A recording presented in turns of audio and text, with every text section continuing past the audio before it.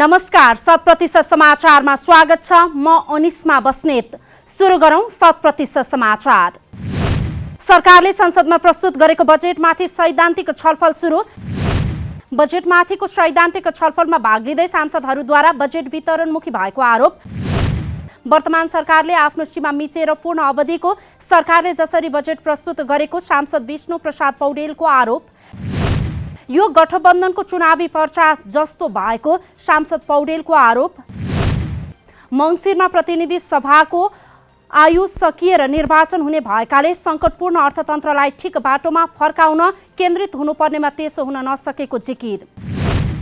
बिना तयारीका दीर्घकालीन प्रकृतिका योजना र कार्यक्रमहरूको चाङ लगाइएको तर्क। बजेटले मतदातालाई भ्रम पारेर भोट बटुल्ने उद्देश्य राखेको सांसद पौडेलको भनाई। राज्यको स्रोतलाई गठबन्धनको हितमा दुरुपयोग गरिएको सांसद पौडेलको तर्क। कृषि क्षेत्रमा उत्पादन र उत्पादकत्व वृद्धि एवं 30% कृषि आयात प्रतिस्थापन गर्ने योजना बजेटले अङ्गीकार गरेको नेकपा माओवादी केन्द्रका नेता वर्षमान पुनको भनाई। किसान पेन्सन योजना जस्ता क्रान्तिकारी कार्यक्रम बजेटमा समावेश गरिएको जानकारी। अघिल्लो आर्थिक वर्षमा करिब 15,000 डिजेलमा आधारित गाडी आयात हुँदा जम्मा 1,400 मात्र विद्युतीय गाडी आयात भएको जानकारी।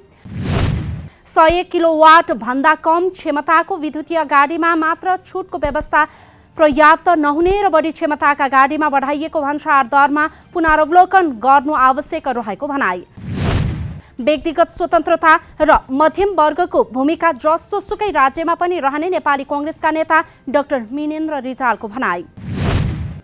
बजारले नै विकसित बनाउने अर्थतन्त्र र राज्यको भूमिकाले डोहोर्याउने अर्थतन्त्र दुवैलाई उपेक्षा गर्न नसकिने भनाई। सरकारले 5 लाख घरधनीलाई जग्गा पूर्जा दिने योजना अनुसार बजेट छुट्याए पनि त्यो पूर्ण नहुने नेकपा एकीकृत समाजवादीका नेता मेटमणि चौधरीको भनाई। मनसुनको समय सुरु हुन लागे पनि सरकारले तटबन्ध निर्माण र मर्मत एवं दीर्घकालीन नदी नियन्त्रणलाई उपेक्षा गरेको लोकतान्त्रिक समाजवादीका नेता अनिल झाको आरोप। कर्मचारीको तलब वृद्धि भएसँगै शिक्षकको तलब सोही अनुसार वृद्धि हुने नीति भएको तर शिक्षा क्षेत्रमा भने बजेट नबढ्दा तलब खुवाउनै समस्या पर्ने तर्क। रोल्पा कारागारमा निधन भएका सुन्दर हरिजन प्रकरणको छानबिन गर्न संसदीय समिति बनाउन नेकपा माओवादी केन्द्रकी सांसद अञ्जना विसुङखेको भनाई। विजय विक्रम शाहको नाममा सुन्दर हरिजनलाई रोल्पा कारागार राखिएको र शाहलाई भने हरिजनको नाममा कारागारबाट छुटाउने षड्यन्त्र गरिएको सांसद विसुङखेको भनाई। केही दिन अघि सुन्दर हरिजनको कारागारमै निधन भएकोमा समग्र घटनाको छानबिन गर्नुपर्ने सांसद विसुङखेको धारणा। यस घटनाबाट नेपालको सिङ्गो न्याय प्रणाली सुरक्षा संयन्त्र र राज्यको पुरै शासन संरचनामाथि प्रश्न चिन्ह खडा भएको उल्लेख। घटनाको छानबिनका लागि संसदीय छानबिन समितिको साथसाथै गृह मन्त्रालयले पनि सरकारको तर्फबाट अर्को छानबिन समिति गठन गर्नुपर्ने तर्क। संघीय संसद अन्तर्गत राष्ट्रिय सभाको बैठकमा आर्थिक वर्ष 2079-80 को राजस्व र व्ययको वार्षिक अनुमानमाथि सामान्य छलफल गरियोस् भन्ने प्रस्ताव पेश। अर्थमन्त्री जनार्दन शर्माले आर्थिक वर्ष 2079-80 को राजस्व र व्ययको वार्षिक अनुमानमाथि सामान्य छलफल गरियोस् भन्ने प्रस्ताव राष्ट्रिय सभामा गर्नुभएको पेश। अर्थमन्त्री शर्माले राजस्व र व्ययको वार्षिक अनुमानमाथि सामान्य छलफल गरियोस् भन्ने प्रस्ताव पेश भएसँगै राष्ट्रिय सभामा भएको हो छलफल सुरु। संघीय संसद अन्तर्गत राष्ट्रिय सभामा मंगलबारबाट सरकारले जेठ 15 गते प्रस्तुत गरेको आगामी आर्थिक वर्ष 2079-80 को बजेटमाथि छलफल सुरु। बजेटले कर्णाली प्रदेशलाई छोएर ल्याएको भन्दै बजेट सन्तोषजनक रहेको राष्ट्रिय सभा सदस्य रमेश जङ रायमाझीको भनाई। विपक्षी दलहरूले बजेट राम्रो हुँदाहुँदै पनि विरोध गर्ने प्रक्रिया पूरा गरेको आरोप। सरकारले देश विकासका लागि नभई घोषणाका लागि मात्रै बजेट ल्याएको राष्ट्रिय सभा सदस्य खिमलाल भट्टराईको तर्क। अहिलेको सरकार संघीयता विरोधी भएको सदस्य भट्टराईको आरोप। सरकारले ल्याएको आगामी आर्थिक वर्षको बजेट चुनावलाई आफ्नो पक्षमा पार्ने चिन्ताले झुटो सपना देखाएर ल्याएको जिकिर। बजेट कार्यान्वयन गर्न सङ्घ र प्रदेश पालिकाहरूको कार्यक्रम कार्यान्वयन समन्वय संयन्त्र बनाई तीनै तहको एउटै दिशा निर्देशनमा सञ्चालन गर्नुपर्ने राष्ट्रिय सभा सदस्य उर्मिला अर्यालको भनाई। वित्तीय हस्तान्तरणमा प्रदेश र स्थानीय तहलाई हेपिएको राष्ट्रिय सभा सदस्य खिमलाल देवकोटाको दावी। सरकारका तहहरूबीचको कार्य जिम्मेवारीको विश्लेषण गर्दा सबैभन्दा बढी कामको चाप प्रदेश र स्थानीय तहलाई भएको भनाई। कार्य जिम्मेवारीका लागि आवश्यक पर्ने राजस्व अधिकार केन्द्रीकृत भएको धारणा। बजेट कार्यान्वयनमा चुनौती रहेको बैठकमा राष्ट्रिय सभा सदस्य डाक्टर बिमला राई पौड्यालको भनाई। 12 खर्ब 40 अर्ब राजस्व उठाउने कुरा हास्यास्पद भएको तर्क। सरकारले वृद्ध भत्ताको उमेर हद 2 वर्ष घटाएर 68 पुर्याएकोमा सदस्य पौड्यालद्वारा आपत्ति व्यक्त। मुलुक आर्थिक सङ्कटमा फसिरहेको बेलामा सरकारले यो निर्णयले देशलाई नै आर्थिक भार बढाउने तर्क। सरकारले प्रस्तुत गरेको आगामी आर्थिक वर्षको बजेटमाथि सांसदहरूले बोल्ने क्रम नसकिएकाले राष्ट्रिय सभाको बैठक बुधबार दिउँसो 1 बजे पनि बस्ने। सरकारले आगामी आर्थिक वर्षका लागि ल्याएको बजेटको कार्यान्वयनमा वीरगञ्जका उद्योगी व्यवसायीहरूद्वारा चिन्ता व्यक्त। बजेटमा सरकारले सबै क्षेत्रलाई समेटेको भए पनि बजेटको कार्यान्वयन गर्न सक्ने वा नसक्ने भन्नेमा चुनौती रहेको धारणा। नयाँ बजेट उद्योगी व्यवसायी क्षेत्रका लागि राम्रो भए पनि कार्यान्वयन हुनेमा ढुक्क नरहेको प्रतिक्रिया।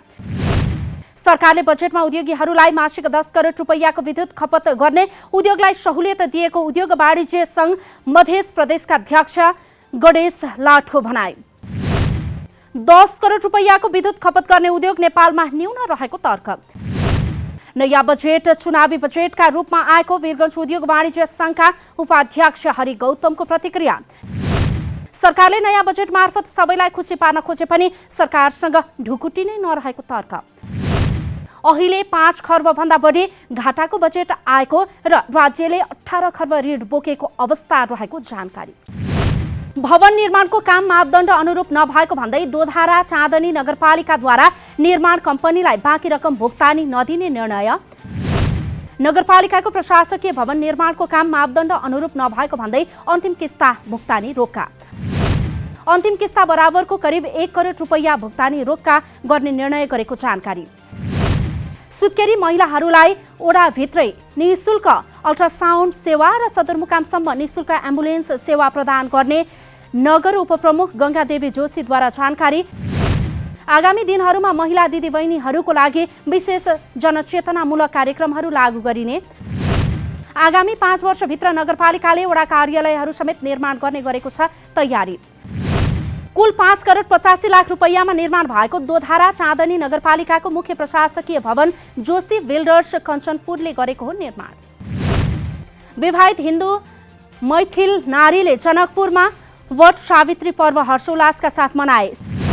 श्रीमानको आयु र आफ्नो अटल सौभाग्यको कामना गर्दै महिलाहरूद्वारा वट सावित्री पर्व मनाउने परम्परा। सत्ययुगमा सती सावित्रीले आफ्नो तपस्या र साधनाले ज्येष्ठ औँसीका दिन अटल सौभाग्यको वरदान पाएको छ विश्वास। ज्येष्ठ कृष्ण चतुर्दशीका दिन चोखो निदो खाएर व्रत सङ्कल्प गरेपछि औँसीका दिन निराहार व्रत बसेर आफ्नो बस्ती नजिकको वट वृक्ष फेद मुनि पूजा आराधना गर्ने परम्परा। व्रतालुले ज्येष्ठ शुक्ल प्रतिपदाका दिन बिहान सूर्योदयसँगै यो व्रत सम्पन्न गर्ने परम्परा। जनकपुरको राम मन्दिर सहितको विभिन्न स्थानहरूमा बिहानैदेखि पूजा गर्ने महिलाहरूको भिड। शेयर बजार मापक नेप्से परिसूचक मंगलबार पनि उच्च अङ्कले गिरावट। मंगलबार कारोबारमा आएका नेप्से परिसूचक 35.35 अङ्कले घटेर 2137.92 बिन्दुमा। सेन्सिटिभ इन्डेक्स 7.11 अङ्कले घटेको छ भने फ्लड इन्डेक्स 2.40 अङ्क र सेन्सिटिभ फ्लड इन्डेक्स 2.10 अङ्कमा। मंगलबार कारोबारमा आएका 229 कम्पनीको 37,69,000 किता शेयर 1 अर्ब 31 करोड 76 लाख रुपैयाँमा कारोबार। सोमबारको तुलनामा मंगलबार कारोबार रकममा पनि आएको छ गिरावट। कारोबार रकमका आधारमा 5 करोड 37 लाख रुपैयाँ भन्दा बढीको शेयर खरिद बिक्री गरेर एनआइसिएसए ब्याङ्क शीर्ष स्थानमा। नेभिल ब्याङ्क र हिमालयन डिस्टिलरीको 3 करोड भन्दा बढीको शेयर कारोबार। वाइवाई गोकुल टिन हिरो नेपालद्वारा आफ्नो 8औं संस्करण 2022 को निम्ति आवेदन फारम खुल्ला। सानै उमेरमा समाजमा केही प्रभावकारी कार्य गरेका 13 वर्षदेखि 19 वर्षसम्मका किशोर किशोरीले उक्त कार्यक्रममा भाग लिन पाउने। आफू नेपाली रहेको परिचय पत्र पेश गरे किशोर किशोरीले निःशुल्क रूपमा फारम भर्न सक्ने। गोकुल टिन हिरो नेपालका पूर्व विजेताहरूद्वारा आफूहरूले सानै उमेरमा राम्रो मञ्च पाएकोमा गरेका छन् खुसी व्यक्त। 13 वर्षदेखि 19 वर्षसम्मका प्रतिस्पर्धी किशोर किशोरीहरूले 31 जुलाईसम्म फारम भरिसक्नुपर्ने आयोजकको भनाई। युरोपेली सङ्घका नेताहरू रुसी तेल आयातको 2/3 भन्दा बढीमा रोक लगाउने योजनामा सहमत। युक्रेनको मद्दतका लागि बेल्जियमको राजधानी ब्रसेल्समा बसेको बैठकमा रुसबाट युरोप आयात हुने करिब 90% तेल कटौती गर्न EU काउन्सिलर तयार। पाइपलाइनको उत्तरी खण्डले पोल्यान्ड र जर्मनीलाई तेल पठाउने गरे पनि दुवै देशले प्रतिबन्धका लागि जनाएका छन् सहमति। दक्षिणी भाग हङ्गेरी, स्लोभाकिया र चेक गणतन्त्रमा जाने भएकाले यसका लागि छुट दिएको भनाई। रुसको सबैभन्दा ठूलो ब्याङ्क सोभर ब्याङ्कलाई समेत स्विफ्ट प्रणालीबाट हटाउने र रुसका 3 सरकारी प्रशासकलाई समेत युरोपमा प्रतिबन्ध लगाउने निर्णय। युक्रेनमा भएको युद्ध अपराधमा समावेश भएका व्यक्तिहरूलाई समेत प्रतिबन्ध लगाइने। अन्य धेरै कडा प्रतिबन्धहरू लगाउने सहमति गरिएको काउन्सिलर प्रमुखको भनाई। क्यानाडाका प्रधानमन्त्री जस्टिन ट्रुडोद्वारा बन्दुकको आयात र बिक्रीमा नियन्त्रण गर्न त्यहाँ ह्यान्डगन स्वामित्वमा प्रतिबन्ध लगाउने प्रस्ताव पेश।